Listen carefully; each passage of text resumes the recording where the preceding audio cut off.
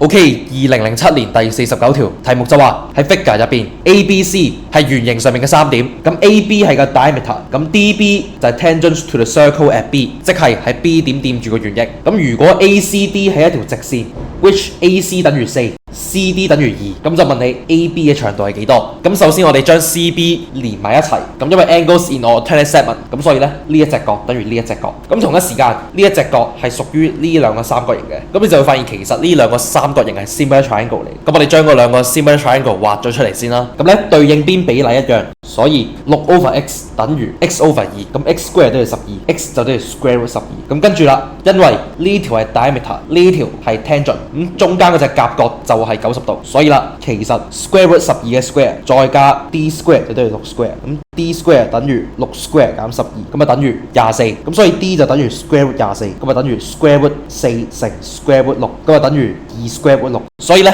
答案就係 A 啦。